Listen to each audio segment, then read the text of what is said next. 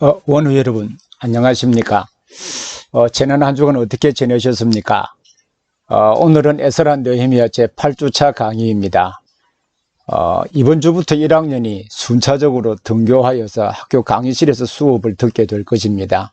다음 주에 2학년이 또 등교하여 강의실에서 수업을 듣게 될 것이고, 그 다음 주에 우리 3학년이 또 등교하여서 함께 순차적으로 교실에서 강의하기로 교수에서 결정하였습니다. 이 에스라 느헤미야 강의는 1학년, 2학년, 3학년에 함께 있기 때문에 아마도 이번 학기에 강의실에서 몇 번 정도 할 수 있을까라는 의문이 들기도 합니다. 온라인 수업이 여러 가지 제약이 있기도 하지만 또 때로는 장점도 있습니다.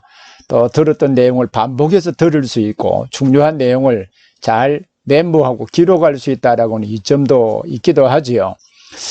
그래서 온라인 수업을 통하여서 에스라 느헤미야가 어떤 책이고 어떤 방법으로 해석해야 될 것인지 또 해석 원리와 방법을 잘 익히는 복된 시간이 될 수 있으면 좋겠습니다. 오늘 8주차 강의를 하기 전에 우리 지난주에 함께 공부했던 내용을 간략하게 한번 짚어보겠습니다. 느헤미야는 아닥사스다 제20년 오늘날 연대기로 한 사람이 주전 444년이라고 했습니다. 아닥사스다 20년 기슬루볼이라는 9번째 달이라고 했죠. 예루살렘에 대한 소식을 듣고 한 행동은 금식하며 기도했습니다. 느헤미야가 금식하며 기도한 내용의 구조는 오늘날 우리가 기도하는 그 내용의 구조와 크게 다르지 않다고 했죠. 하나님의 이름을 부르고 또 자기와 자기 백성의 죄를 고백하고 기도를 들어주셔야 될 근거를 두 가지를 이야기했는데, 하나는 하나님의 약속이고요, 하나는 자기 자신과 또 이스라엘 백성들을 주의 종이라고 부름으로 하나님께서 선택하시고 이 백성과 교제하시며 하나님의 뜻을 이루어야 될 특별한 위치에 있는 백성이기 때문에 기도를 들어주셔야 된다라고 했지요. 그 기도를 드리는 실제적인 목적은 아닥사스다 왕에게 은혜를 입기 위해서입니다. 뒤의 내용과 함께 연관지어 생각해 본다면 아닥사스다 왕이 그를 총독으로 파송을 하고 또 그리고 성벽을 재건하는 데 필요한 재료를 주시도록 아마 기도하지 않았을까, 그런 생각을 우리 하게 됩니다. 자, 우리 다음 내용을 한번 보시죠.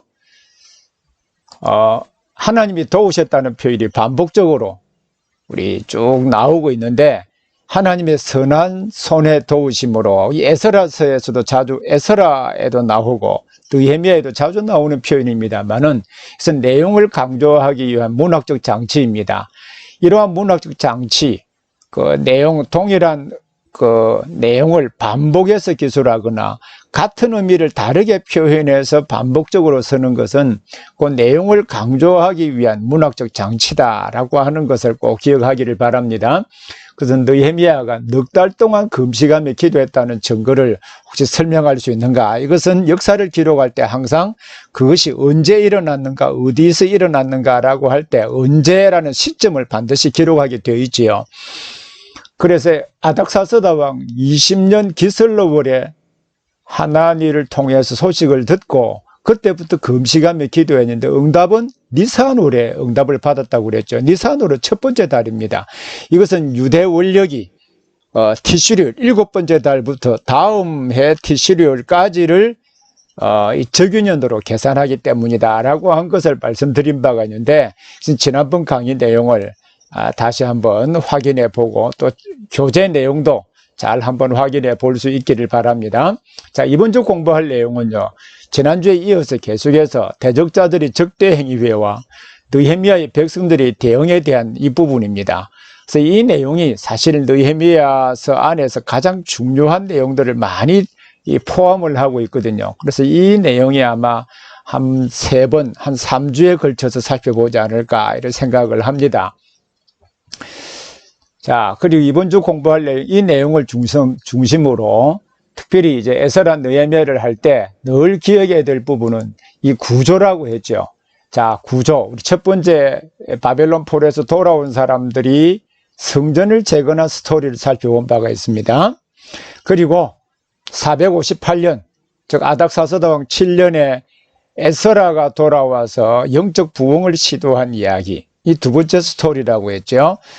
그리고 세 번째 스토리는 느헤미야가 돌아와서 그가 성벽을 재건하는 스토리입니다. 지금 이 세 번째 스토리, 세 번째 이야기를 다루고 있죠.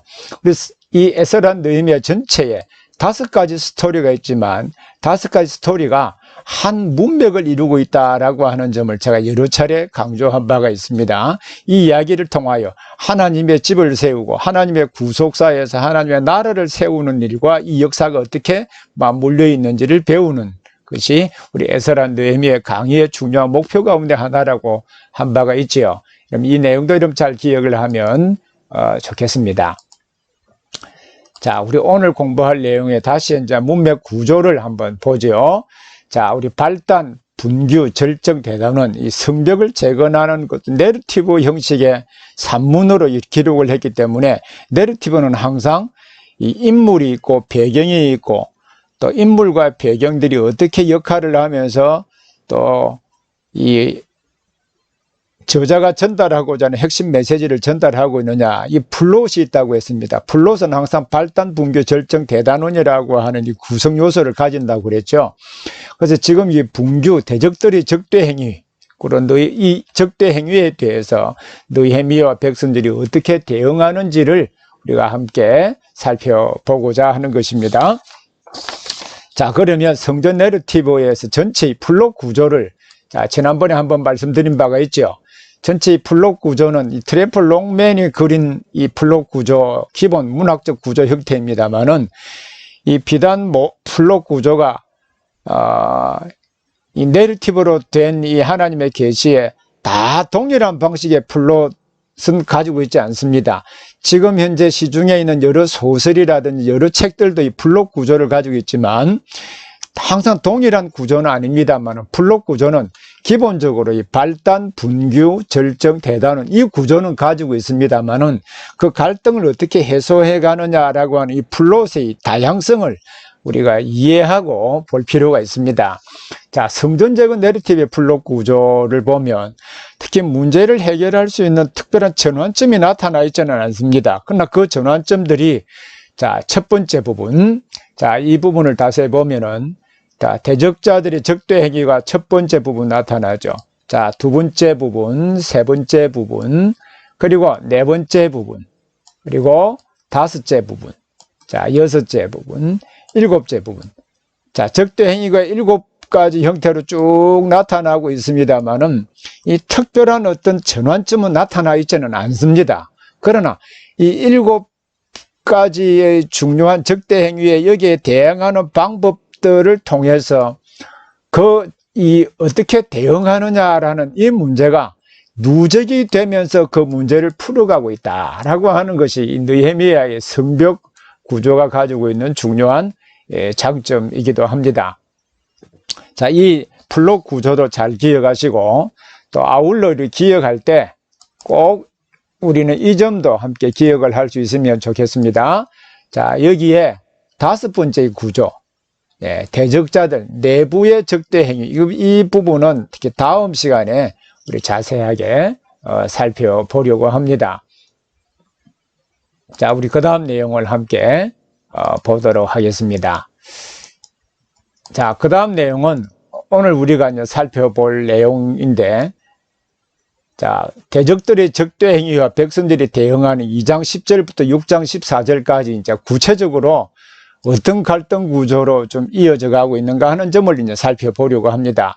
즉, 하나님의 계시, 즉, 하나님의 말씀을 여러 문학 장르들을 통하여 주셨거든요. 그래서 계시를 어떤 방식으로 전달했느냐라고 이해하는 것은 그 계시를 이해하는 방법과 맞물려 있습니다. 특히 이 내용은요. 자, 여러분, 이 내용은 자, 이 제가 쓴 책 가운데 레포 500 있죠. 레포 500, 537페이지부터. 자, 레포 500, 530, 그 역사서 책도 이런 거 꼭 구입해서 읽어보시면 성경과 같이 읽고 연구해야 하시면 막 큰 도움이 될 수 있으리라고 생각을 합니다. 이게 538쪽에 나타나 있는 내용입니다. 그리고 우리가 가지고 있는 주 교재 있지요. 주 교재는 자, 187페이지부터요. 예, 187페이지부터 193페이지까지입니다. 자, 이 두 개의 교재를 여러분 참조해서 보면 이것은 현재 여러분 교회 사역을 하는 일에 특별히 필요할 것이고, 이것은 여러분들이 주의해야 하는 방법론을 배우는 일에, 또 그 내용의 핵심되는 의미를 파악을 하는 일에 큰 도움이 됩니다. 자, 에스라 느헤미야는 내러티브라고 하는 장르를 통해서 계시하셨기 때문에 이 계시 전달 방식 자체를 잘 이해할 필요가 있습니다. 그럼 저자가 어떤 플롯 구조로 메시지를 전달했는지를 알 필요가 있는데, 자, 이 플롯이라 항상, 플롯은 이 발단, 그리고 분규, 그리고 절정 대단원이 있다고 그랬죠. 그래서 성벽재건 이야기의 핵심 추진력은 사실 이 갈등입니다. 내러티브 형식으로 된 하나님의 계시는 항상 이 갈등이 제일 중요한 이 핵심을 전달하는 추진력입니다. 그래서 결국 사람이 등장하고 그 어느 시대에 사람들이 활동하고 어떤 갈등을 겪었느냐라고 하는 것이 사실 문제를 어떤 문제가 있고 그 문제를 어떻게 풀어가고 하나님의 구속사에서 그 일이 어떤 의미가 있는지를 살펴보는 거잖아요.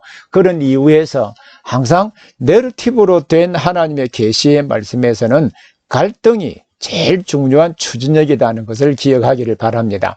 이 내러티브는 7개의 갈등 구조를 가지고 있는데, 이 갈등 구조를 다 동일한 방식으로 형성이 되어 있습니다. 자, 이 내용들은 우리가 좀 뒤에 자세하게 살펴보겠습니다만, 여러분 성경 가지고 있죠? 성경과 이렇게 대조해 가면서 꼭 살펴보기를 바랍니다.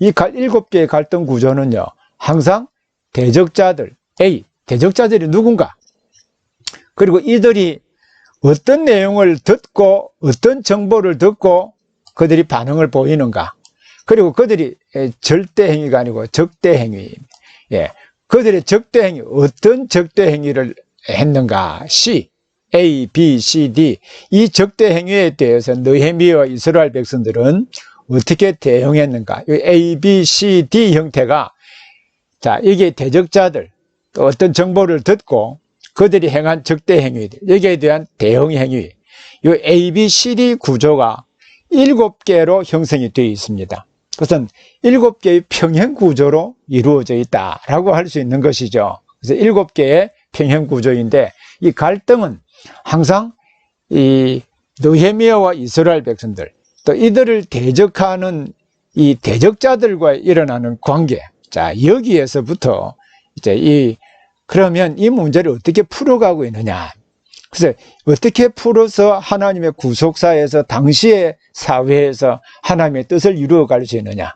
자, 이것을 전달하는데 에스라 느헤미야의 중요한 핵심이 있는 것입니다. 자, 이 부분을 이제 다음 부분을 하나 살펴보도록 하겠습니다. 자, 여기에서는요, 자, 여러분들이 꼭 대적자들 듣고 적대행위 대응, 이 A, B, C, D 구조로 되어 있는 이 구조가 평행구조 7개가 되어 있다고 그랬죠. 그럼 지금 이제 7개를 느낌으로 먼저 어떻게 형성이 되어 있는지를 제일 처음에는 간략하고, 두 번째는 약간 더 복잡하고, 세 번째가 약간 더 복잡한 이 점층적인 구조로 이루어져 있습니다. 이 하나님의 계시가 우리가 어떤 교리 내용을 전달하기 위한 이 교리의 모음이 아니거든요. 어떤 하나님의 구속사에 핵심되는 내용을 전달하기 위해서 사건과 말씀을 통하여 계시하기 때문에 사건이 언제 일어났고 어디에서 일어났고 그 내용을 어떤 방식으로 기술하고 있느냐라고 하는 것을 이해하는 것은 굉장히 중요한 일입니다. 자, 우리 이 부분을 먼저 한번 보겠습니다. 자, 첫 번째 2장 10절을 한번 보시죠. 2장 10절을 보면 이렇게 되어 있죠. 호론 사람 산발랏과 종이었던 암몬 사람 도비야. 자, 산발랏과 도비야가 이스라엘 자손을 흥왕하게 하는 사람이 왔다 함을 듣고, 자, 이게 대적자들이 누가 나타납니까? 산발랏과 도비야가 나타나죠. 그리고 이스라엘 자손을 흥왕케 하려는 사람이 왔다 함을 듣고 어떤 정보를 들었습니까? 이스라엘을 흥왕케 하려고 하는 사람이 왔다라는 정보를 들은 것이죠. 정보를 듣고 그들의 적대 행위는 심히 근심하니라. 이 근심하다 하면 적대 행위라고 볼 수 없잖아요. 그래서 이것은 번역상에 큰 오류가 있기 때문입니다. 그러면 이 문제에 대해서 어떻게 대응했는가? 자, 여기에 대해서 느헤미야가 대응한 방식들이, 자, 내가 예루살렘에 이르러 1인칭으로 되어 있죠.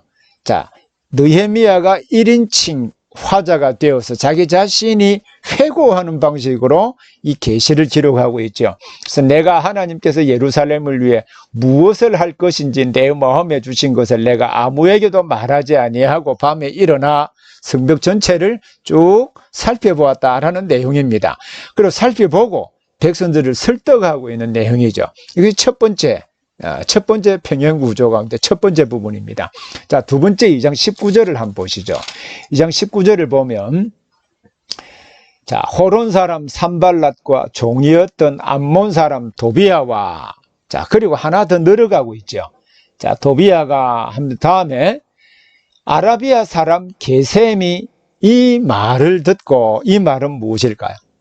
자, 느헤미야가 백성들을 설득해서, 자, 우리가 이 성을 건축하자 하는 이 말을 듣고, 이 말을 듣고, 그러면 이제 어떻게 적대 행위를 했는가? 2장 20절을 보시죠.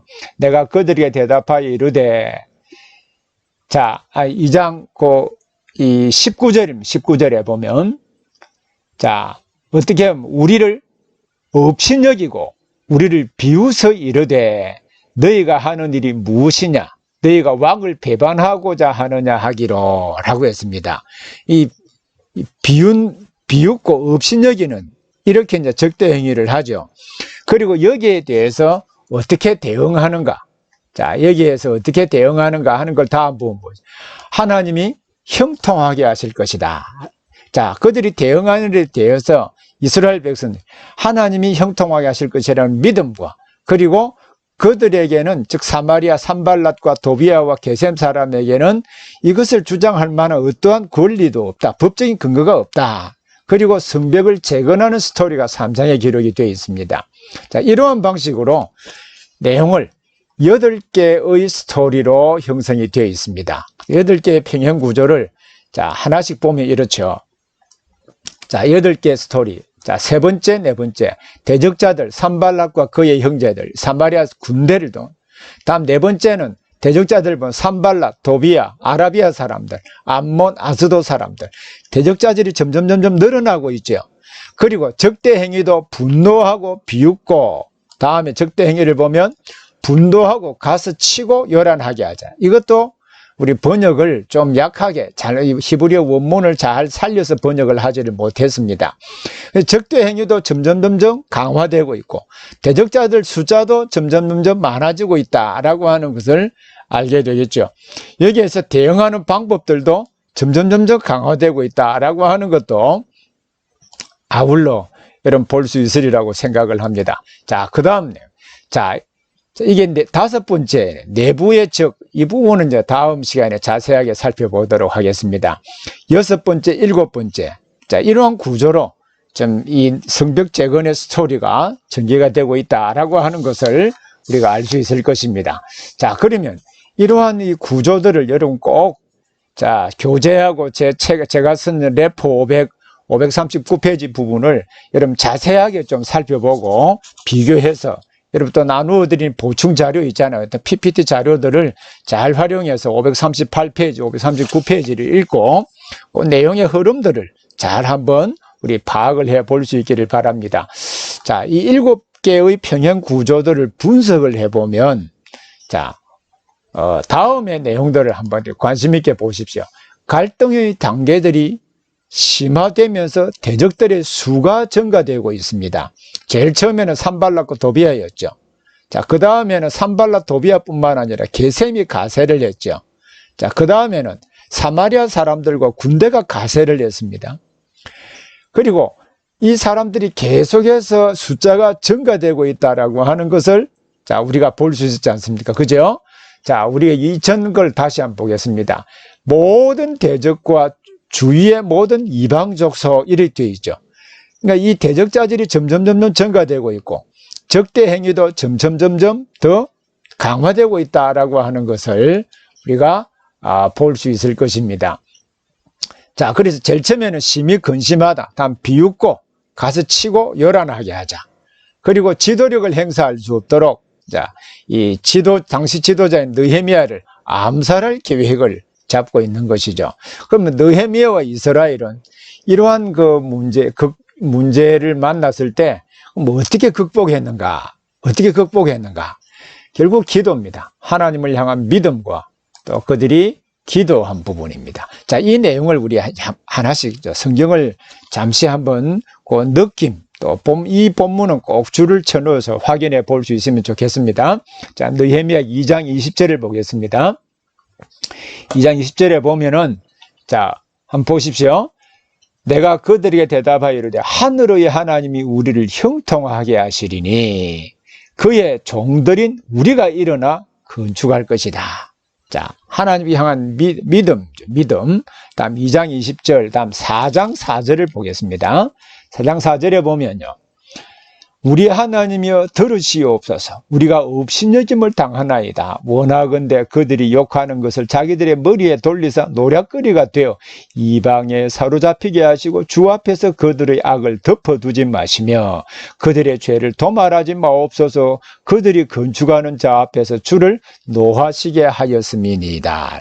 기도죠, 기도. 믿음과 기도입니다. 또 9절도 보겠습니다. 자, 9절도 보면 우리가 우리 하나님께 기도하며 그들로 말미암아 파수꾼을 세웠다.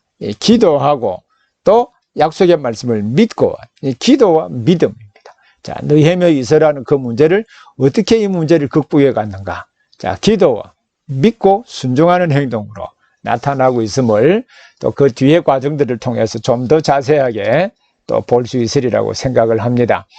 자, 그러면 이제 이 내용을 진짜 7개의 평행 구조로 된 것 가운데 오늘 첫 번째, 두 번째, 세 번째, 네 번째까지 아주 간략하게 한번 살펴보도록 하겠습니다. 자, 본문을 첫 번째 대적자들의 적대 행위와 그에 대한 대응 느헤미야 2장 10절부터 18절입니다. 자, 대적자들은 산발락과 도비야 2장 10절을 보시죠. 자, 2장 10절을 보면 호론 사람 산발락과 종이었던 암몬 사람 도비야가 이렇게 되어 있죠. 예, 종이었던 사람 도비야, 산발락과 도비야가 대적자로 나타납니다. 그리고 제 책에 보면 이 산발락의 뜻이 무엇이며 도비야라고 하는 이름의 뜻이 무엇인가라고 하는 것도 제가 자세하게 설명을 해 놓았는데 여러분들 꼭 왜 영적 부흥인가 책들을 자세하게 한번 검토해 보기를 바랍니다. 이 도비야는 톱야, 여호와께서 선하시다. 예. 자, 다음이 다른 말로 하면은 당시 유대 사회에서 함께 그 공동체에서 같이 이래 살았다라고 하는 것을 그 이름을 통해서도 사실 보여주고 있습니다. 이 산발랏은 이 바벨론식 이름이거든요. 자, 다음 봅시다. 듣고 이스라엘 자손을 흥왕케 하려는 자가 왔다는 소식을 들었습니다. 2장 10절을 보겠습니다. 호론 사람 산발락과 종이었던 암몬 사람 도비야가 이스라엘 자손을 흥왕하게 하려는 흥왕하려 하려는 사람이 왔다 함을 듣고 이렇게 되어 있죠. 자, 흥왕케 하는 사람. 자, 이 본문을 보십시오. 자, 히브리어 본문을 보면 아담이죠. 사람이죠. 사람. 자, 이게 보면 이게 바카시라는 말은 추구한다, 구한다는 말이죠. 그죠? 그런데 자, 여기에 보면은 바케이시라고 되어 있으니까 이것은 카테일하고 형태가 같이요. 이것은 부정사입니다. 인피니트 부정사입니다. 그러니까 르라고 하는 불분리 전치사와 부정사가 결합이 되면은 목적을 나타내는 거잖아요. 추구하기 위해서 다 뭘요? 토바, 선을 추구하기 위해서 온 사람 이 말이겠죠. 그래서 이게 흥왕케 하는 자라 이렇게 번역된 것은 사실 본문의 핵심을 제대로 파악을 못했다라고 할 수 있겠습니다. 그것은 다른 말로 하면 선을, 즉 하나님의 뜻을 구하기 위해서 온 사람, 하나님의 뜻을 땅에서 추구하고 하나님의 뜻대로 성벽을 재건하기 위해서 온 사람, 약간 더 넓게 확대해서 해석한다면 그렇습니다. 이 흥황케 하는 사람이 왔다 하는 소식을 들었습니다. 그러면 이 대적 행위들이 어떻게 나타나? 대적자들이 심히 근심했다. 자, 심히 근심했다라는 말도 뭐 대적 행위라고 그들이 근심하는 것하고 대적 행위와 관계없는 것처럼 보이잖아. 그죠? 그러나 이 원문은 다릅니다. 자, 심히 근심하더라라는 원문의 의미를, 자, 여기에 원문의 의미를 제가 히브리어 본문을 넣어놓았는데, 이러면 잘 원문의 의미를 살펴보기를 바랍니다. 자, 바니까 그리고라는 말이죠. 예일라. 자, 예일라라고 하는 말은요. 자, 이 부분을 잠시 한번 보겠습니다. 자, 예일라라고 하는 이 부분은요. 자, 이 부분이 원어는, 히브리어 원어는 라입니다. 악을 행하다라는 말입니다. 악을 행하다. 나쁜 일을 행하다. 그래서 마음이 굉장히 기분 나쁘다. 실망했다. 이런 뜻도 있거든요. 자, 그런데 여기에, 자, 이것이, 자, 이 미완료형으로 이래 되어 있지 않습니까? 다음, 라햄, 그들에게, 이스라엘 백성들에게. 자, 라햄, 그들에게. 다음 보십시오. 그들에게, 다음, 자, 라라고 하는 말도 이 말과 같은 계열의 단어입니다. 자, 이런 히브리어 다 하셨잖아요. 라라고 하는 말은 악이라는 말입니다. 악. 자, 그리고 그돌라라는 말이 있죠. 가돌 하면 크다라는 말이잖아요. 그돌라 하니까 운율을 맞춘 것이죠. 큰 악을, 예, 그들에게 큰 악이, 야, 이 악을 행하기 위해서, 자, 크게 이 악한 이 감정들이 생겨서 그들에게 동요가 되었다는 뜻입니다. 그래서 적대행인 거죠. 어떻게 악을 행해 저 사람들을 막 없애버릴까? 어떻게 그 성벽을 재건하는 그 일을 하지 못하게 할까라는 그 악한 마음들이 그들 속에 생겨났다. 그 원문이 더 이 의미를 생생하게 잘 전달하고 있다고 할 수 있겠죠. 그렇죠? 자, 한번 읽어보십시오. 예일라, 라햄, 그돌라. 큰 악을, 예, 그들 속에 행하기 위해서 막 마음속에서 들끓었다. 또 이런 의미이거든요. 그래서 이 대적자들이 어떤 심적인 마음의 태도를 가지고 있었는지 이 히브리어 원문이 잘 보여주고 있습니다. 이러한 이유 때문에 여러분, 특히 목회자들, 이 성경을 가지고 설교하며 가르치고 성경의 이상을 이 땅에 구현하려고 하는 사람들은 이 성경에 기록된 원래의 언어인 구약은 히브리어, 신약은 헬라어를 잘 이해할 필요가 있습니다. 우리는 성경 전체의 그림을 잘 그린다 할지라도 이 디테일한 부분들을 잘 주석하지 못하면 다른 방향으로 나아갈 수도 있거든요. 그래서 이 원문의 의미, 중요한 의미들은 잘 비교해보고 영어 번역과 대조해보고 한글 번역이 무슨 문제가 있는지를 살펴보는 것은 굉장히 중요한 일이라고 할 수 있습니다. 그리고 느헤미야와 대적자들이 어떻게 대조가 되고 있는가? 자, 이게 느헤미야는 토바, 선을 행하기 위해서 왔지요. 대적자들은요, 이 하나님의 백성들에게 악을 행하기 위해서예요. 이러한 언어적 대조를 통해서 대적자들이 행하고자 하는 목표가 무엇인지, 그는 느헤미야와 이스라엘 백성들이 행하고자 하는 일이 목표가 무엇인지 서로 대비를 이루고 있다는 것을 알 수 있습니다. 자, 그러면 여기에 대해서 자, 어떻게 대응했는지를 보십시오. 자, 느헤미야는 이러한 마음들이 이러한 것을 있었음에도 불구하고 성벽을 조사하고 이 성벽을 건축하도록 백성들을 설득하는 일을 합니다. 그 내용이 2장 11절부터인데요. 2장 11절에 보십시오. 자, 11절에 보면 내가 예루살렘에 이르러 머무른 지 사흘 만에, 자, 약 넉 달 되는 그 먼 거리를 달려왔지요. 자, 먼 거리를 넉 달 동안 왔는데, 자, 사흘 동안 쉬고 난 뒤에, 자, 그리고 그 다음 보십시오. 내 하나님께 예루살렘을 위해 무엇을 할 것인지 내 마음에 주신 것을. 자, 여기에 보면은 뭐라고 된 자세히 보십시오. 내 하나님께서 예루살렘을 위해 무엇을 할 것인지, 즉 예루살렘의 성벽을 재건하고 하나님의 언약 백성들을 보호하여 그들을 통하여 작정하신 하나님의 구속 역사를 이루시기 위함이죠. 그죠? 그 일을 하기 위해서 가장 먼저 그들을 보호하기 위한 안전장치 가운데 하나인 성벽을 재건하는 일을 하기 위해서 밤에 순찰을 하는 것입니다. 자, 그 성경 내용 자세히 한번 보십시오. 내 마음에 주신 것을, 즉 하나님의 뜻을 이루기 위해서 내가 아무에게도 말하지 아니하고 밤에 일어나 몇몇 사람과 함께 나갈새 내가 탄 짐승 외에는 다른 짐승이 없더라. 그 밤에 골짜기 문으로 나가서 용정으로 분문에 이르는 동안에, 자, 나중에 3장 할 때 예루살렘 성의 각 문들을 한번 다시 살펴보게 되겠습니다만은, 무너진 성터를 쭉 전체 돌아가면서 사람들을 어떻게 배치하고 어떻게 일들을 수행하고 어떻게 가능한지 현장 답사를 쭉 해보는 것이죠. 그래서 느헤미야 현장 답사 내용이 16절까지 되어 있습니다. 16절까지, 특히 15절에 보면 그 밤에 시내를 따라 올라가서 성벽, 시내는 이제 기드론 시내도 있고요. 자, 옆에 흰농 골짜기도 있거든요. 앞에 중앙 골짜기도 있거든요. 그래서 이게 보면 시내를 따라 올라가서 성벽을 살펴보았다라고 했으니까 아마도 기드론 시내가를 올라서 오른쪽에 있는 기드론 시내가를 따라서 올라간 것처럼 보입니다. 그리고 골짜기 문으로 들어왔다라고 현장 답사했다는 말이죠.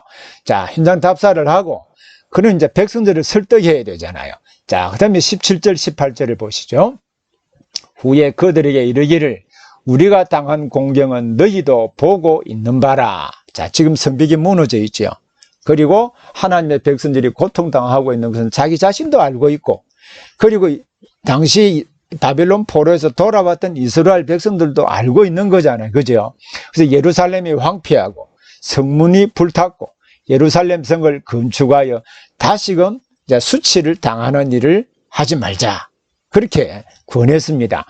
그리고 난 뒤에 그들에게 하나님의 선한 손이 나를 도우신 일과, 여러분, 하나님의 선하신 손이 느헤미야를 도우신 일, 여러분 기억하시죠? 느헤미야가 하나님을 통해서 예루살렘이 성벽이 무너진 채로 있다는 소식을 듣고 넉 달 동안 금식하며 기도했잖아요. 그러면 그 금식하며 기도할 때 그 기도를 응답하시고, 특히 아닥사스다 왕이 그에게 총독이라고 하는 이 지위를 주고 또 성벽을 재건할 수 있는 모든 자원을 주어서 보내었잖아요. 자, 이것은 하나님의 선하신 손의 도움이라고 설명을 하고 있는 것입니다. 그러므로 일어나 건축하자, 이것은 하나님이 우리와 함께 하신다라고 하는 중요한 증거가 아니냐라고 하면서 설득하는 것이죠. 그리고 그 이전에 현장 답사를 했잖아요. 그래서 이 일은 얼마든지 할 수 있다라고 설득한 것입니다. 그래서 여러분들이 어떤 일을 설득할 때도 현장 답사를 통해서 그 상황에 대한 올바른 이해, 그리고 그 상황을 어떻게 극복해낼 것인가라고는 대안을 가지고 설득을 해야 됩니다. 느헤미야가 그러한 방식으로 백성들이 이 일에 참여하더라고 설득을 했죠. 그러면서 이 말을 전했더니 그들의 말이 일어나 건축하자 하고 모두 힘을 내어서 이 선한 일을 하려고. 이 선한 일이 뭐였어요? 아까 토바라는 말이 나왔잖아요. 성벽을 재건하는 이 일을 선한 일이라고 특별히 말한 것은 단순하게 성벽을 재건하는 여기에만 목표를 둔 것이 아니라 이 일은 하나님의 언약 백성들을 보호하고 장차 하나님의 뜻을 이루어가는 그 목적과 맞물려 있기 때문이시죠. 그래서 이 선한 일을 하자고 백성들이 함께 이제 느헤미야가 설득하는 말을 듣고 일어났다는 것이죠. 다시 한번 18절 후반부 보시죠. 이 말을 전했더니 그들의 말이 일어나 건축하자 하고 모두 힘을 내어서 이 선한 일, 즉 성벽을 재건하는 일을 하려고 했다는 것이죠. 자, 그러면 성벽 재건을 어떻게 했을까라는 내용이 이제 다음 문제인데, 자, 다음 부분 함께 또 보도록 하겠습니다. 자, 다음 할 내용. 자, 이 일에 대해서 이 이야기를 이제 듣잖아요. 듣는데 다음 이제 대적자들이 어떻게 반응을 하는지를 한번 보십시오. 2장 19절에 보십시오. 호론 사람 산발락과 종이었던 암몬 사람 도비아와 아라비아 사람 게셈이 이 말을 듣고, 자, 우리가 성을 힘을 내어서 건축하자, 그리고 힘을 내어서 이 선한 일에 참여했다고 했잖아요. 그러니까 성벽을 재건하겠다는 이 말을 듣게 된 것이죠. 그러면 듣고 대적들이 어떤 행위를, 대적 행위를 했는가? 자, 대적자들이 업신여기고 비웃었다고 했습니다. 19절 한번 보십시오. 뭐라고 되어 있는지 보십시오. 호론 사람 산발락과 종이었던 암몬 사람 도비아와 아라비아 사람 게셈이 이 말을 듣고 우리를 업신여기고 우리를 비웃어 이르되 너희가 하는 일이 무엇이냐? 너희가 왕을 배반하고자 하느냐라고 했습니다. 너희가 이 무너진 성벽을 재건하고 하는 이 일이 어떤 의미가 있느냐? 그 일을 하면서 결국 페르시아 왕 아닥사스다를 배반하고자 하느냐라고 하면서 그들을 비웃고 조롱하고 위협하기도 하는 것이죠. 자, 어떻게 비웃었는가? 자, 여기에 대해서 자, 어떻게 대응했는지 보십시오. 이 대응한 방식을 자, 느헤미야와 당시 지도자들과 백성들이 하나님이 형통케 하실 것이라고 말하고 그들에게는 권리가 없다고 말합니다. 2장 20절 보십시오. 내가 그들에게 대답하여 이르되 하늘의 하나님이 우리를 형통하게 하실 것이다. 자, 이게 보면은 하늘의 하나님이라고 했죠. 하늘의 하나님이라, 하늘이라라고 하는 것은 우리 주기도문 할 때 하늘에 계신 우리 아버지여 라고 처음에 기도하잖아요. 하늘에 계시다라고 할 때 그 의미가 웨스트민스터 신앙고백에서 소교리 문답이나 대교리 문답에 어떻게 설명하고 있는지 아시죠? 하늘에 계시다라고 하는 말은 온 우주의 편만에 계신다. 옴니프레전스에 계신다. 그래서 여기 하늘의 하나님이라는 것은 온 우주를 통치하시고 어디든지 계시는 그 하나님이 누구를 형통케 하신다? 예, 주의 종인 이스라엘을 형통케 하실 것이다 라고 말합니다. 그리고 백성들은 그의 종들이라고 했잖아요. 하늘의 하나님이 우리를 형통케 하시리니 그의 종들인 우리가 일어나 건축할 것이다. 주의 종들이니까 하나님의 종이라는 말이잖아요. 그러니까 다시 종의 개념을 여러 차례 설명을 한 바가 있습니다만은 종의 신분이 누구의 종이냐라고 하는 것이 그 종의 신분을 결정하는 것이라고 그랬잖아요. 그러면 하늘의 하나님 곧 주의 종이기 때문에 당시에 이스라엘 백성들과 느헤미야는 어떤 위치에 있는 것입니까? 하나님과 교제하며 하나님의 뜻을 이룰 수 있는 특별한 위치에 있는 사람이라고 인식했다는 말이죠. 이러한 믿음, 결국 이 성벽을 짓는 것이 가능케 할 수 있다라고 하는 것을 말하고 있잖아요. 그러면서 그들에게는, 너희에게는 기업도 없고 권리도 없고 기억되는 바도 없고, 사실 이 동일한 표현을 다르게 표현한 것입니다. 너희들에게는 권리도 없고 기업도 없고 기억되는 바다. 이 히브리어 말을 한번 보십시오. 자, 지카론이라는 말은요. 지카론이라고 하는 말은 여러분 제 책에서도 이런 187페이지부터 193페이지를 자세히 한번 보십시오. 자, 이 여러분 제 책에 187페이지부터요. 꼭 찾아보셔야 됩니다. 자, 187페이지부터 193페이지까지 이 내용을 자세하게 설명하고 있습니다. 특히 여기에 지카론, 지카론이라고 하는 말은요, 이는 공적인 문서를 말합니다. 기억되는 바, 사람들이 다 함께 기억할 수 있는 공적인 문서, 공적인 권리, 그것이 없다. 이런 뜻입니다. 그래서 법적인 근거가, 공적인 자료가 전혀 없다. 이런 의미이죠. 이렇게 함으로 대응을 했습니다. 자, 대응을 하고, 그러면서 이제 성벽을 재건해야 되지 않을까요? 그죠? 성벽을 재건해야 될. 자, 성벽 재건하는 내용들이 이제 어떻게 묘사되고 있는지 다음 한번 보죠. 자, 성벽 재건하는 기사가, 자, 이게 성벽 재건에 참여한 자들의 목록을 3장부터 자세히 보기를 바랍니다. 자, 2장 먼저 20절에 보면, 내가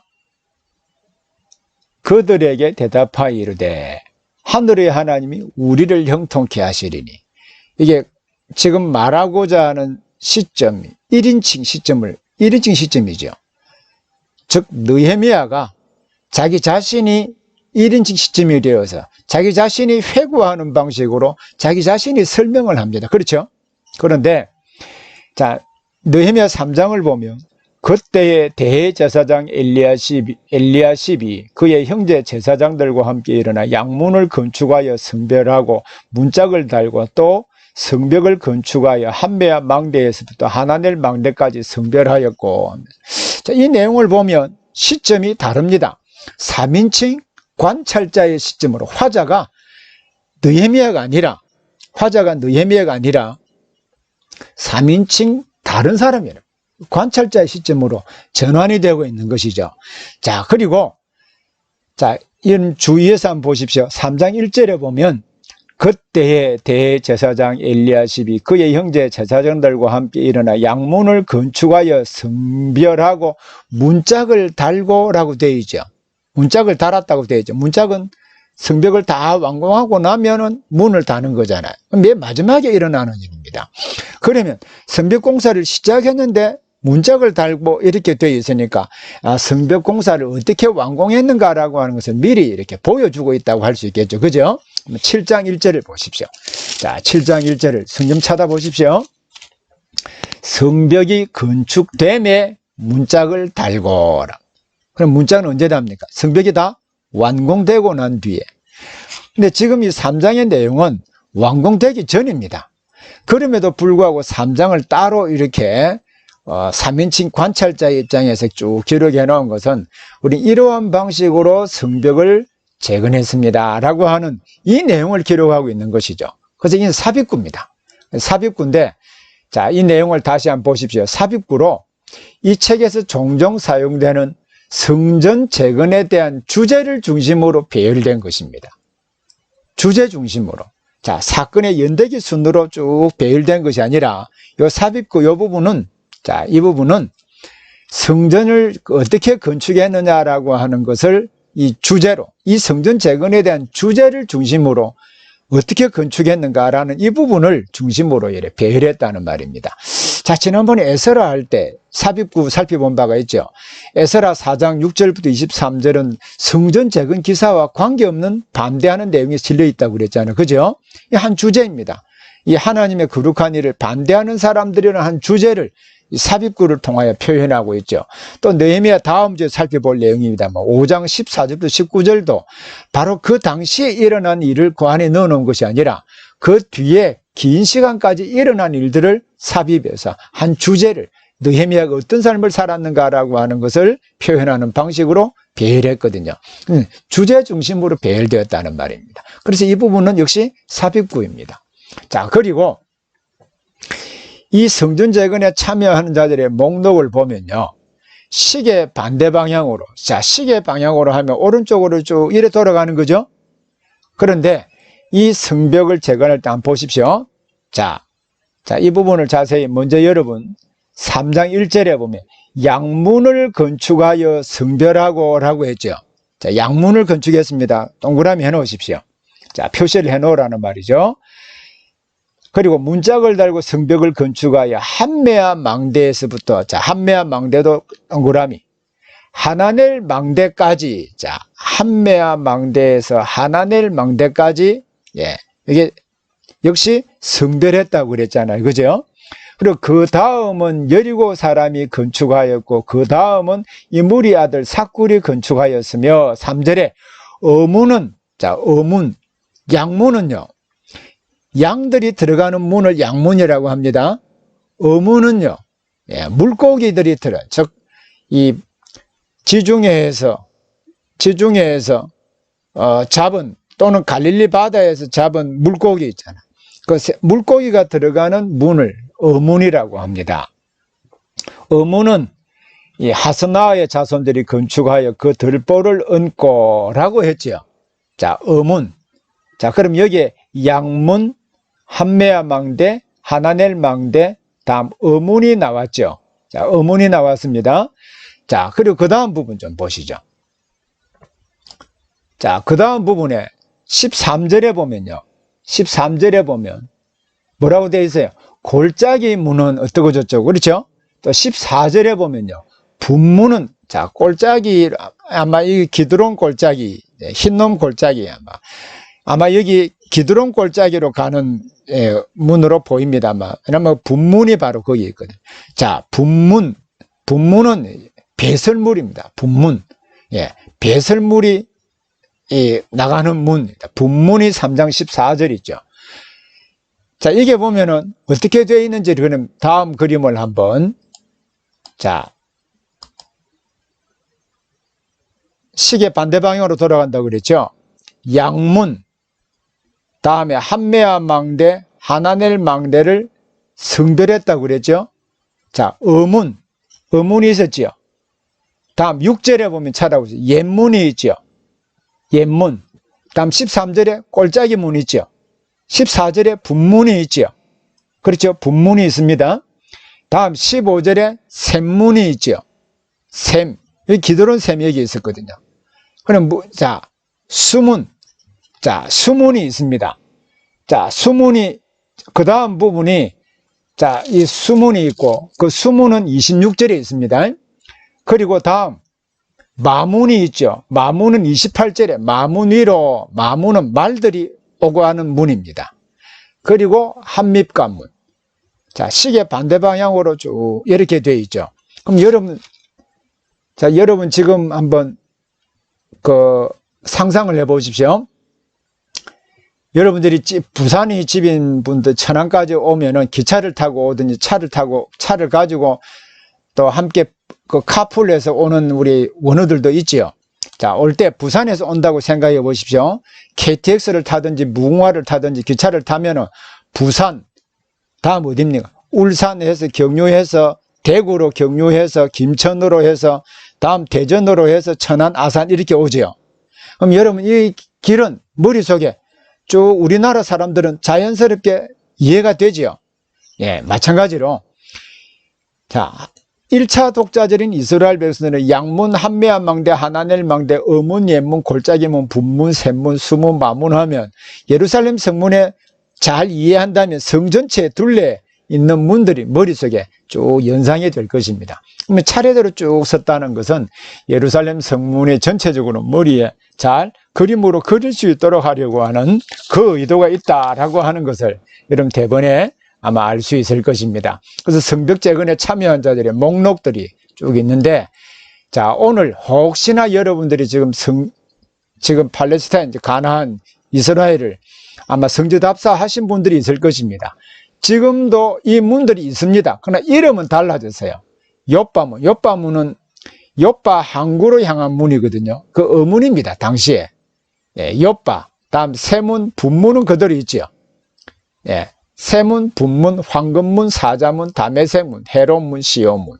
예, 이렇게 이제 달라졌습니다만은 원래 이 문입니다. 그래서 현재 이런 문으로 나타나고 있던 것도 참고적으로. 그럼 지금도 여전히 그 예루살렘 성 당시에 지었던 그것을 배경으로 해서 그냥 그대로 그 확장했다는 것을 우리가 알 수 있을 것입니다.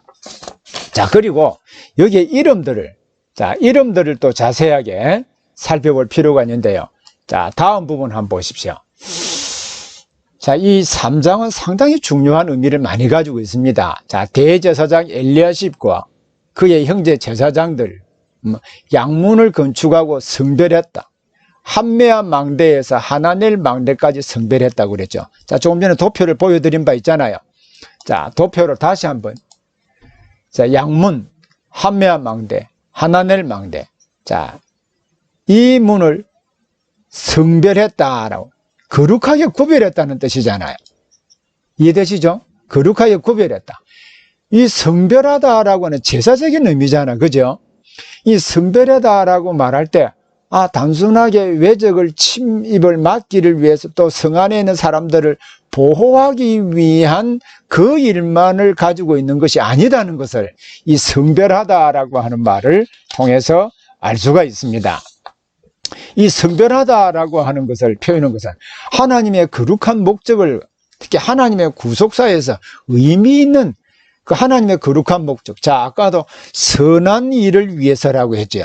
하나님의 구속사에서 또 이스라엘 백성들을 통하여 하나님의 계획을 이루시고자 하는 그 거룩한 일이라고 본 거예요. 그래서 성벽을 재건하는 일은 단순하게 이 성벽 자체를 건설하는 거기에 목표가 있는 것은 아니라는 것이었습니다. 그래서 하나님의 구속사의 목적을 이루는 일과 연관되어 있다고 본 것이죠. 그래서 이 대제사장들, 그리고 제사장들이 먼저 하나님 앞에 거룩하게 구별해서 하나님의 거룩한 목적을 위해서 이 일이 사용되도록 그렇게 성별했다는 것을 알 수 있습니다. 자, 그리고 이 기록을 읽으면, 자, 구약의 성경 가운데 사실 제일 늦게 기록된 책은, 연대적으로 볼 때입니다. 제일 늦게 기록된 책은 에스라 느헤미야입니다. 에스라 느헤미야인데, 이 에스라 느헤미야, 바벨론 포로에서 돌아온 사람들이 그 앞에 선지서의 내용들을 알았을까 몰랐을까요? 알았겠죠. 그래서 이 기록을 읽을 때 예레미야 31장 38절부터 40절의 내용, 스가랴 14장 9절부터 11절의 그날에 있을 일을 생각나게 만듭니다. 자, 그 본문을 한번 찾아볼 때 이 의미가 좀 더 잘 이해가 될 텐데요. 자, 예레미야 31장을 찾아보겠습니다. 여러분, 예레미야 31장을 찾아보십시오. 꼭 찾아서 같이 읽어야 됩니다. 자, 예레미야 31장입니다. 31장 38절부터 저랑 함께 같이 읽겠습니다. 31장 38절부터 40절 같이 읽겠습니다. 보라, 날이 이르리니 이 성은 하나넬 망대로부터 모퉁이에 이르기까지 여호와를 위하여 건축될 것이라. 여호와의 말씀이니라. 청량줄이 곧게 가렙 언덕 밑에 이르고 고아로 돌아 시체와 재의 모든 골짜기 기드론 시내에 이르는 모든 고지 곧 동쪽 마문의 모퉁이에 이르기까지 여호와의 거룩한 곳이니라. 영원히 다시는 뽑거나 전복하지 못할 것이니라. 여러분, 이 느헤미야 31장의 내용은 새 언약이 기록된 그 내용, 그 문단 속에 이 내용이 들어있거든요. 이 내용은 종말론적인 것입니다. 다시 말하면 예루살렘 이 성이 완전히 회복되는 그것뿐만 아니라 예수 그리스도가 오시고 재림하시고 완전한 하나님의 나라를 세우시는 그것을 내다보고 있다는 것이죠. 그러면 당시 이스라엘 백성들이 느헤미야서의 쭉 기록을 보면서 함메아라든 양문, 마문 이러한 것을 건축하고 있다는 것은 이러한 미래와 직결되어 있다고 하는 것을 생각나게 하려고 하는 의도를 가지고 있다는 것을 알 수 있겠지요. 그래서 단순하게 건축물 하나의 목표가 있는 것이 아니라고 하는 것을 기억하기를 바랍니다. 여러분, 스가랴 14장 9절부터 11절도 마찬가지입니다.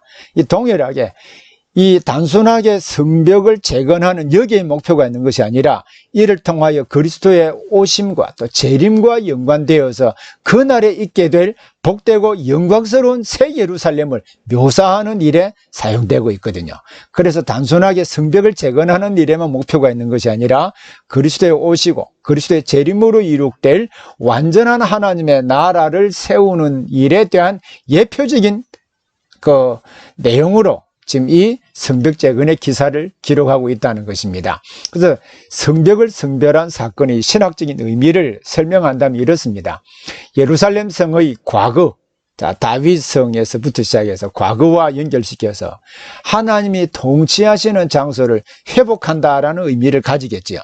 동시에 종말에 이루어질 새 예루살렘과 연결시켜서 그리스도 안에서 회복하실 새로운 세상을 함께 바라보고 있다라고 하는 것도 알 수가 있습니다. 자, 그러면 이제 참여자 목록의 신학적인 의미가 상당히 중요하다고 하는 것을 알 수 있겠죠. 자, 그리고 두 번째 신학적 의미를 좀 더 생각해 보겠습니다. 여기 이 성벽 재건에 참여하는 사람들의 명단을 쭉 보면요, 이 목록을 보면 다양한 지역에 3장 2절에 보면 여리고 사람들이 와서 건축했습니다. 자, 성 안에 있는 사람들만 참여한 건 아니죠. 여리고성은 예루살렘 저 밑에 있잖아요. 자, 그래서 이 참여자들의 그 보면은 다양한 지역에서 왔습니다. 자, 5절에 보면은 드고아 사람들이 중수했고, 다음 7절에 보겠습니다. 7절에 보면 기브온 사람 물야다와 메로노 사람 아도니 강 서쪽 총독의 관할에 속한 기브온 사람들이 왔다. 다음 27절.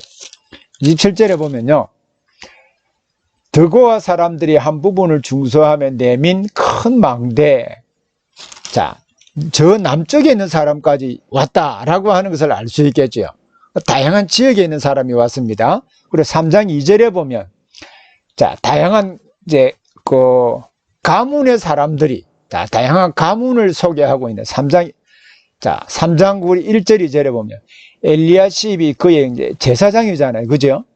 자, 2절에 보면 그 다음은 여리고 사람이 건축하였고 그 다음은 아모리의 아들 삭구리.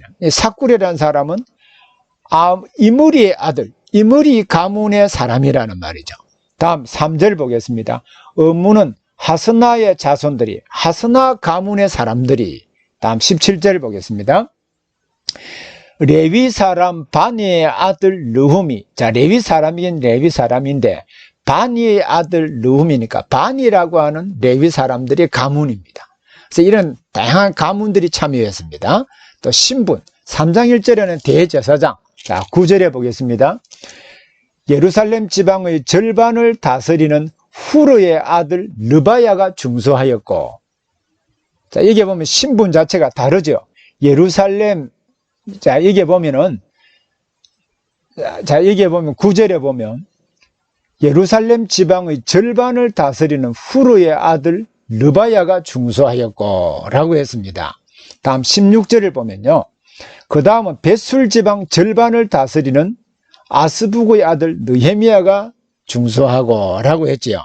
그래서 이 신분이 다양한 신분을 가지고 있고요. 또 8절에 보면 향품 장사 하나냐, 여러 가지 은사와 직업을 가진 직업군에서 다양한 직업군의 사람들이 참여해. 다른 말로 하면 하나님의 그 성벽을 건축하는, 즉 구속사에서 예수 그리스도 안에 있을 큰 원대한 하나님의 나라를 세우는 중요한 일들을 하는 당시에 있어서 예표적인 이 성벽을 건축하는 일에 다양한 사람들이, 자, 그들이 다양한 지역, 다양한 가문, 다양한 신분, 다양한 은사, 다양한 직업을 가진 사람들이 이 성벽 재건하는 일에 참여했다는 거예요. 그리고 성벽을 재건할 부분을 여러분 3장 자세히 읽어보면 42군데 지역으로 나누었습니다.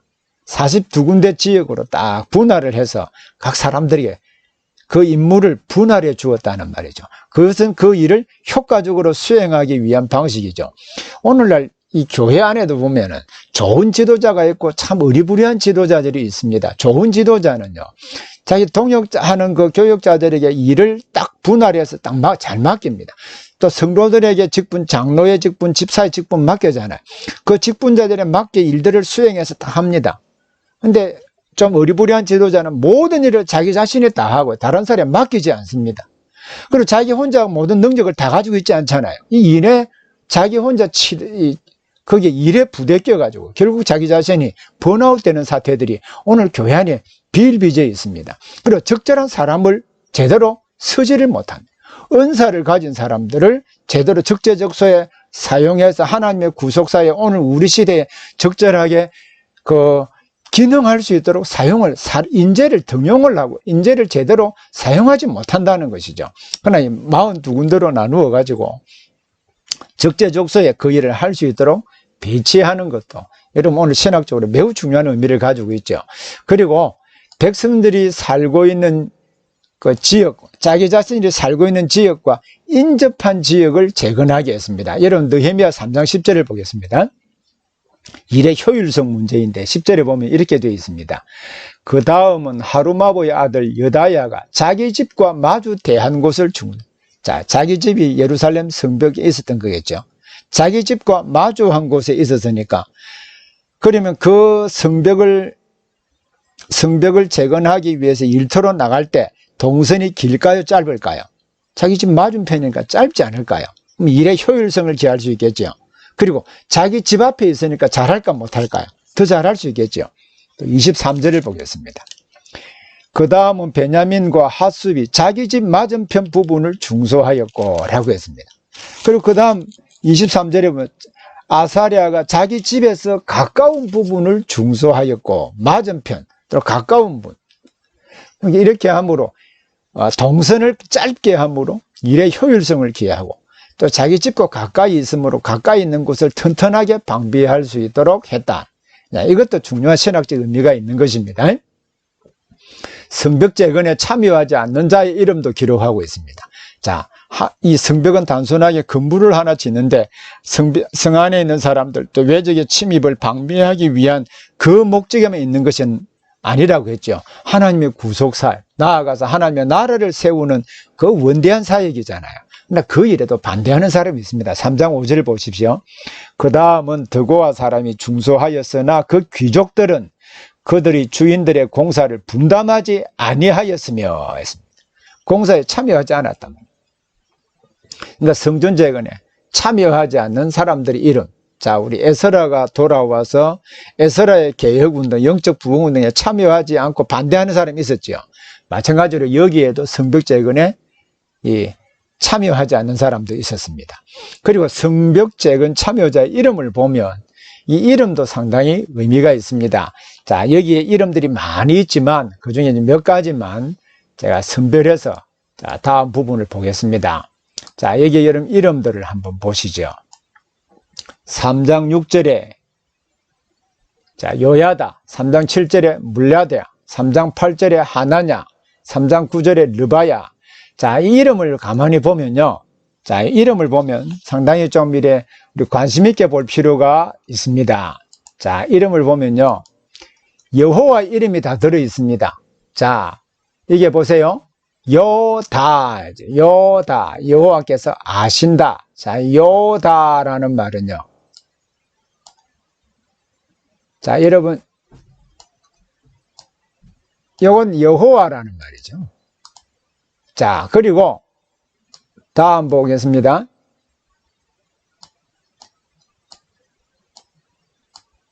야다, 알다란 말이잖아요. 그러니까 여호와께서 아신다. 이해됐죠? 예, 다음. 자, 여기 보십시오. 자, 물랴다라고 했죠? 물랴티아, 물랏야죠. 야. 이름, 야훼, 여호와라는 이름의 약자이죠? 예. 여호와께서 말랏, 구원하신다. 이해되셨어요? 여호와께서 구원하신다. 다음. 자, 여기 하나안 하면 은혜롭시다. 하나안 은혜롭다는 말이잖아요. 그것이 야훼께서 은혜로우시다. 이해되십니까? 자, 이게 르바야. 자, 야훼. 자, 여호와 라파 노래도 있잖아요. 그죠? 라파 하면 뭡니까? 치료하다는 말이거든요. 그래서 야훼께서 치료하신다. 좀 더 볼까요?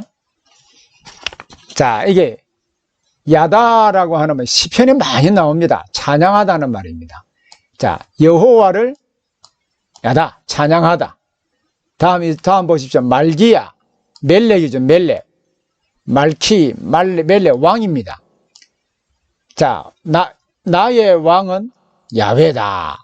이름 또 참 좋지요. 자, 이런 식으로 구성이 되어 있습니다. 뒤에 야와께서 위로하신다. 하샵, 생각하신다. 자, 아잘, 도우신다. 자, 파다, 구속하신다. 샤마, 들으신다. 이해되셨죠?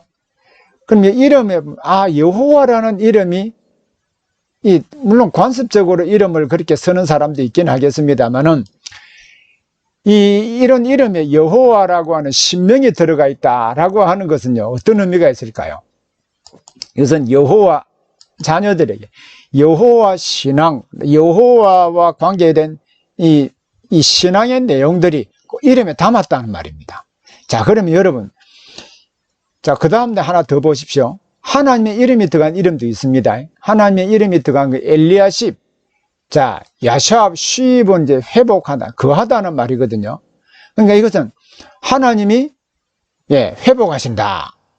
자, 이게 또 보십시오.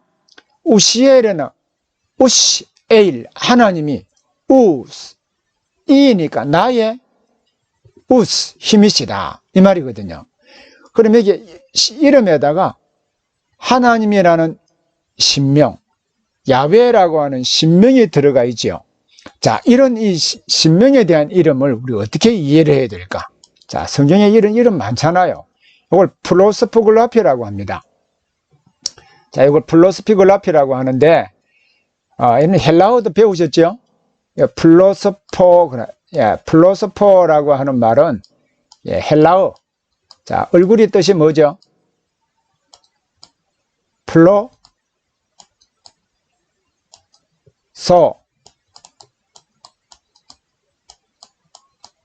예, 이게 플러스 폰이 얼굴입니다. 얼굴. 사람이란 말이잖아요. 자, 글라피. 배웠잖아요. 헬라어로. 그죠?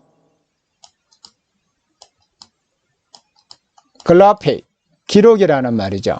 자, 인물 연구, 이걸 뭐 인물 연구, 플로스피글라피라고 하는데, 이 특정한 역사적 또는 문학적 맥락에서 일단의 사람이나 인물을 식별하고 연관시키는 연구다. 아, 이름을 볼 때, 아, 이 사람이 어디에 속해 있는 사람인가? 어느 가문의 사람인가? 여러분, 우리나라에서 보면요. 이름이 식자가 들어가면, 아, 조영식 하면은 영식이 돌림자로 돼서 쭉 가면, 아, 저 가문이 어디고, 또 조씨 들어가면 조씨 가문의 그 식을 보면은, 아, 가문의 어느 대의 사람인가 알 수 있죠. 그래서 일단의 사람이나 인물을 식별하고 연관시키는 연구를 인물 연구라고 합니다. 뭐 구약시대에 기록된 인명에 대한 분석을 보면 특정 시대의 종교적이고 사회적인 현상을 연구할 수 있는 방법론이 됩니다. 그래서 야훼 이름을 야훼라고 하는 여호와 또는 하나님이라는 이름을 자기의 이름에다 넣었다라고 하는 그 신앙적인 의미를 담았다는 것은 그 신앙을 대로 살아라고 하는 그 의미가 담겨 있는 것이죠. 그래서 이 신앙적인 의미를 담았다고 할 수 있습니다. 자, 그럼 우리 이런 부분은 여러분 성경에 굉장히 중요한 부분이거든요. 여러분들 어머니 세대 이름들을 한번 생각해 보십시오. 제가 이렇게 교회 생활할 때 지금도 제가 섬기는 교회에 보면 숙자, 영자, 순자, 말자 이런 이름이 많습니다. 자자 돌림. 이 모두 다 일본식 이름이거든요. 그래서 일본의 식민지 사회에서 이름을 다 여자들은 뒤에 자자 이름으로 넣는다든지 순자 이름으로 넣는다든지 그렇게 넣은 것이거든요. 그러면 이 이름을 보면 아, 이게 어느 시대인가 분별이 되는 거잖아요. 그럼 오늘날 여러분 교회에서 저희 교회 우리 아이들 뭐 교육자들 아이들 이름도 보면 하은이, 예은이, 영광이, 찬미, 하영이 이렇습니다. 뭐 다 하영이, 영광, 찬미 다 보면 성경에 나타나는 이름이고 동시에 예은, 예수님의 은혜, 하은, 하나님의 은혜, 하영, 하나님의 영광 대부분의 이런 상상이 되죠.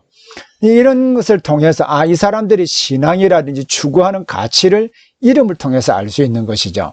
그래서 이견을 보면은 요 인물 연구는 참 중요한데 이게 플로스피글라피라고 하는 히브리인을 포함해서 우리 고대 근동의 사람들이 이름에 신의 이름이나 신의 특성을 나타내는 수식구가 첨가되었다는 것은 당시의 사람의 종교적 성향이나 문화를 알게 만드는 효과를 가지고 있습니다. 여러분 이 부분 이해되시죠? 자, 이 부분 이해되셨으면 이제 그 다음 부분을 하나 더 보겠습니다.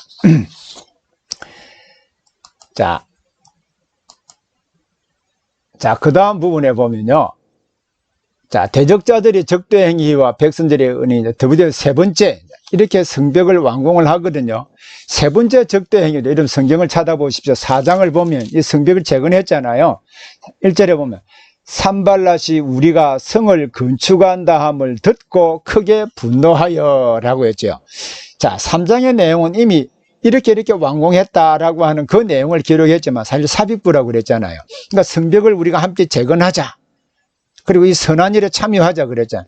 이 이야기를 듣고 그러니까 3장을 괄호 안에 넣고 하면 이제 2장 마지막 부분과 4장 1절과 연결이 되는 것이죠. 여기에 보면 산발랏이 우리가 성을 건축한다 함을 듣고 자, 성을 건축한다는 소식을 들었습니다. 비웃으며 분노하고 또 자기 형제들과 사마리아 군대 앞에서 이게 보면은 많이 늘어나죠. 산발랏의 형제들. 이 산발랏은 사마리아 지역의 총독이거든요. 사마리아 군대. 그리고 성을 건축한다는 소식을 듣고요. 크게 분노하며 비웃었습니다.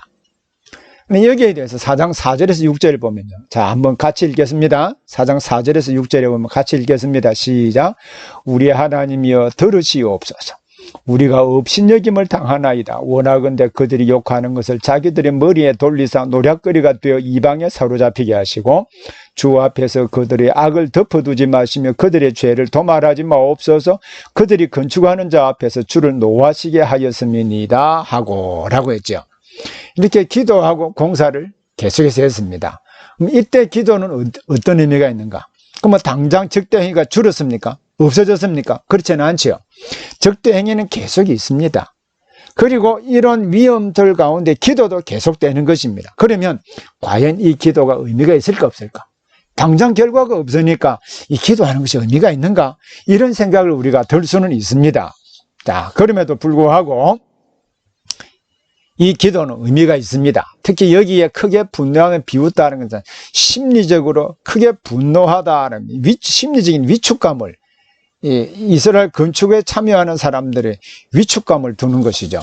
자, 이 일에 대해서 이제 그러면 기도 계속해서 공사를 진행하고 그렇다고 적대 행위가 중단되지도 아니하지만 기도하는 일도 계속 같이 이래 쭉 나란히 가고 있다는 게 이러면 이해되시죠? 자, 그리고 그 다음 부분 보겠습니다. 자, 네 번째 적대 행위, 이제 4장 7절부터입니다. 자, 7절 보겠습니다. 산발락과 도비아와 아라비아 사람과 라고 하면서 산발락, 도비아, 아라비아 사람, 점점점 숫자가 많아지지요. 틈이 메꾸어진다. 자, 건축했습니다. 그리고 각 지역 맡아서 다 건축해 가고 있잖아요. 자, 틈이 메꾸어져 간다라는 소식을 듣게 됩니다. 4장 7절에 보겠습니다. 자, 4장 7절에 보면 산발락과 도비아와 아라비아 사람과 암몬 사람과 아스도 사람들이 예루살렘 성이 중수되어 그 허물어진 틈이 메꾸어져 간다함을 듣고라고 했습니다. 듣고라고 했어요. 듣고. 그리고 메꾸어져 간다. 많이 쥐었죠. 앞에 6절에 보면 전부가 연결되고 높이가 절반에 이르렀으니 백성의 마음들여 일을 하였습니다. 절반까지 했고 또 공사가 계속 진척되고 있다는 이 소식을 들었다는 말이죠. 자, 그런데 그 다음 어떻게 했는지 보십시오. 자, 2절은 여러분 꼭 줄을 꺼놓고, 자, 성경 줄을 꺼놓고 보기를 바랍니다. 자, 줄을 끊고 적대 행위 8절을 보십시오. 8절 다 같이 읽겠습니다. 시작. 다 함께 꾀하기를 예루살렘으로 가서 치고 그곳을 요란하게 하자 하기로. 자, 예루살렘에 가서 치고 그곳을 요란하게 하자. 자, 이 말만 들으면 이 적대 행위가 구체적으로 표현이 잘 안 돼요. 자, 여기에 보면 여러분 이 히브리어를 잘 이해할 필요가 있습니다. 가자, 보란. 자, 이게 부정사에 르라고 하는 불분리 전치사와 그리고 부정사 연계형이, 자, 부정사 배웠죠? 부정사 연계형이 결합되어 있잖아요. 자, 가서, 자, 가서, 다음에 힐라헤임, 이게 라함이라는 말입니다. 힐라헤임이라고 했으니까 이거는 당연히 많이 배웠잖아요. 이카테일 하면, 이게 히필령입니다. 히필령. 그러니까, 여기 니팔령 부정사이거든요. 니팔령. 히카테일이니까 이런 니팔령입니다. 니팔령 이 부정사형인데, 라함이라고 하는 이 단어가 참 중요해요. 싸우자. 배틀, 파이트. 전쟁하자는 말입니다. 그래서 이 라함에 이제 힐라헤임, 자, 우리 가서 전쟁하자. 어디로 가서? 자, 이게 비루살렘. 자, 버 플러스 예루살렘이죠. 예루살렘으로 가서 그들과 전쟁하자. 그리고 그 다음 보십시오. 라 아소트, 아사라는 말 행하자면 그에게 행하자라는 거죠. 그러니까 아사, 이것도 역시 이런 부정사 연계형이잖아요. 그에게 가서, 자, 예루살렘에 가서, 다음 토아라고 하는 이 단어가 참 중요한데, 케이아스, 혼란에 빠뜨리자. 가서 군사를 동원해서 그들을 전쟁을 하고 전체 혼란 가운데 빠뜨리자. 공격하자는 말이잖아요. 그러니까 점차적으로 적대 행위가 심화되어 가고 있고, 이제 군사적인 행동을 하여서 전체를, 자, 올라가서 전쟁하여 예루살렘으로 올라가서 그들을 치고, 그리고 그곳에 가서 이 소란하게 행하자, 행하자, 이런 뜻이거든요. 자, 그런데 이제는 점점 심화되고 성벽공사는 절반 이상 되었다 그랬잖아요. 그리고 무너진 곳이 전부 다 연결이 되었다 그랬죠. 근데 10절부터 12절을 보십시오. 자, 10절부터 12절에 보면 유다 사람들은 이르기를 흙무더기가 아직도 많거늘 공사할 부분이 많이 남아있다는 말이죠.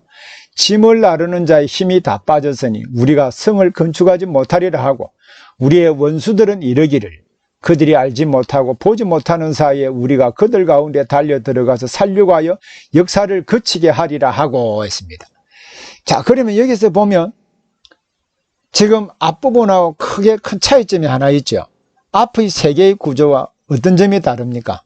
지금 여기에서 보면 제일 중요한 것은 앞부분에까지는 이제 심리적인 위축을, 심리적으로 위협을 주었습니다. 여기에서는 심리적인 위협뿐만 아니라 물리적으로 공격하자는 것이잖아요. 그러면 이러한 적대 행위들이 지금 공사를 하고 있는 이스라엘 백성들에게 영향을 미칠까 안 미칠까요? 미치고 있다는 것입니다. 그래서 크게 두려워하고 동요하고 있다는 것이죠. 그럼 이때 여러분들이 만약에 느헤미야이고 여러분들이 당시 지도자라고 한다면 이러한 상황을 어떻게 진정시키고 공사를 재개할 수 있을까요? 역시 큰 방법이 있는 것은 아닙니다. 이때 역시 하나님을 의지하고 기도하자. 9절에 보십시오. 하나님께 기도하며 그들로 말미암아 파수꾼을 두어 주야로 방비한대. 기도도 하고 그리고 그들이 공격해 올 것을 대비해서 방비도 하고 있다는 말이죠. 기도하고 다음 14절에 어떻게 격려했는지 보십시오. 내가 돌아본 후에 일어나서 귀족들과 민장들과 남은 백성에게 말하기를 너희는 그들을 두려워하지 말고, 자, 지금 적대 행위를 행하는 산발락과 함께 온 사마리아 군대들을 두려워하지 말라는 말이잖아요.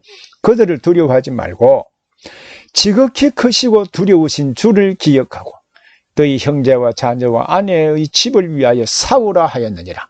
크고 두려우신 하나님을 기억하라. 그러니까 격려하는 것이죠.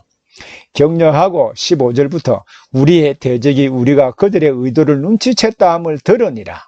하나님이 그들의 꾀를 피하셨으므로 라고 했습니다. 그래서 하나님이 개입하신 것이죠. 그래서 공사를 재개했습니다. 그래서 기도가 어떤 결과를 가져왔습니까? 하나님이 그들의 나쁜 꾀를 피하고 공사를 재개할 수 있도록 도운 것이죠. 여기에서는 느헤미야의 지도력 그리고 또 온 이스라엘 백성들이 그것을 믿고 따랐던 행동이 결합이 된 것이죠. 그러면서 동시에 기도할 때 하나님이 그들의 모든 계획들을 폐하게 하고 그 공사에 하나님이 개입하셨다라고 하는 것을 우리는 이 일을 통해서 생생하게 잘 보여주고 있다라고 할 수 있습니다. 자, 이까지가 우리 오늘 네 번째 대적자들의 적대 행위입니다. 자, 우리 이 내용을 우리가 살펴보았습니다만은, 자, 오늘 여기까지 내용들을 중점적으로 살펴보았습니다. 자, 성벽을 재건한다라고 하는 것은 단순하게 그 성 안에 사는 사람들, 국가의 안전만을 위한 것이 아니라 그 성벽을 재건하는 것은 하나님의 언약 백성들을 보호하고 그들과 교제하면서 하나님의 구속사를 이루시고 구속사의 목표인 하나님의 나라를 세우는 그 일과 연관되어 있기 때문에 그 일을 선한 일이라고 했고요. 그렇죠? 선한 일이라고 했고 또 이 일에 참여하는 일이 의미 있다고 했습니다. 그래서 이 거룩한 사역, 오늘날 교회를 세우고 하나님의 나라를 세우가는 그 일들과 이래 오늘날 우리 시대랑 비교하면 역시 하나님의 구속사와 하나님의 나라를 세워가는 이 일이 가장 어렵고 힘들지만 여러 대적들의 적대 행위가 있을 수 있다는, 이때 그러면 어떻게 하나님의 나라를 수행할 수 있을 것인가라고 하는 것을 당시의 역사를 통해서 우리가 배우고, 이 역사에서 일하신 하나님께서 앞으로 어떻게 일하실 것인가, 또 어떻게 그 하나님의 도움을 받을 수 있는가라고 하는 것을 역시 이 역사를 통하여서 우리에게 알게 해 주는 것이죠. 자, 그러면 이제 다음 부분을 함께 보도록 하겠습니다. 자, 오늘 여기까지 하고요. 자, 그러면 폴 앵글이라고 하는 사람, 당신의 교회를 변화시키는 지도력, 성경적인가 전통적인가 하는 그 책 시리즈인데, 미국의 개혁주의 교회 성경부 교재이기도 합니다. 이 폴 앵글이라고 하는 신학자가 느헤미야서를 탁월하게 썼는데요.